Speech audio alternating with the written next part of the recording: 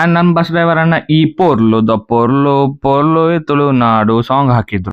ಆಮೇಲೆ ಈ ಸಾಂಗ್ ಹಾಡಿ ಬಾಯ್ರಿಕೆ ಆಯ್ತು. ಸೊ ಜ್ಯೂಸ್ ಕುಡಿದು ಆಫ್ಟರ್ 2 hours ಜರ್ನಿ ನಾವು ರೀಚ್ ಆದ್ವಿ ಧರ್ಮಸ್ಥಳ ಅಲ್ಲಿಂದ ಶುರುವಾದ ಜಂಡ ಟೆಂಪಲ್ ವರೆಗೂ ಇತ್ತು.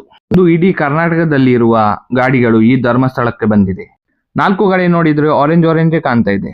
ಕರ್ನಾಟಕದ ಮೂಲೆಯಿಂದ ಬಂದಿದ್ದಾರೆ. ಪ್ಲಸ್ ಬಸ್ ಕೂಡ ಫ್ರೀ ಅಂತ ನನ್ನಂತವರು ಕೂಡ ಬಂದಿರಬಹುದು. ಇಡ್ಲಿಕ್ಕೆ ಕೂಡ ಜಾಗ ಇರಲಿಲ್ಲ, ಅಷ್ಟು ಜನ ಇದ್ರು. ಗೇಟ್ ಇಂದ ಧರ್ಮಸ್ಥಳ ದೇವಸ್ಥಾನವರೆಗೂ ಜನ ಸಾಕು. ಅಂಡ್ ಇನ್ನೊಂದು ಏನಂದ್ರೆ ಅಲ್ಲಿ ಸೌಜನ್ಯ ಕೇಸ್ ಬಗ್ಗೆ ಮಾತಾಡ್ಲಿಕ್ಕೆ ತೇಜಸ್ವಿ ಸೂರ್ಯ ಕೂಡ ಬಂದಿದ್ರು. ಆಮೇಲೆ ದೇವಸ್ಥಾನ ಒಳಗಡೆ ಹೋಗುವ ಅಂತ ಹೋದ್ವಿ, ಬಟ್ ಜೋರ್ ಮಳೆ ಬಂತು. ಫುಲ್ ಚಂಡಿ ಆದೆ. ಜನರು ಒಳಗೆ ಹೋಗ್ಲಿಕ್ಕೆ ಕೇಳ್ತಾ ಇರ್ಲಿಲ್ಲ. ಆಮೇಲೆ 20 minutes ಪ್ರಯತ್ನದಿಂದ ಲೈನ್ಗೆ ರೀಚ್ ಆದ್ವಿ. ದೇವಸ್ಥಾನ ಒಳಗೆ ಹೋಗಿ ಕೈ ಮುಗಿದು ಬಂದ್ವಿ. ಆಮೇಲೆ ಹೊರಗೆ ಬಂದು ಊಟದ ಲೈನ್ಗೆ ಸೇರಿದ್ವಿ. ಊಟದ ಕಡೆಗೆ ತುಂಬಾ ರಶ್ ಇತ್ತು. ಅಂಡ್ ಬೇಗ ಊಟ ಮಾಡಿ ಹೊರಟ್ವಿ ನಾವು ಪ್ರತಿಭಟನೆ ಕಡೆಗೆ.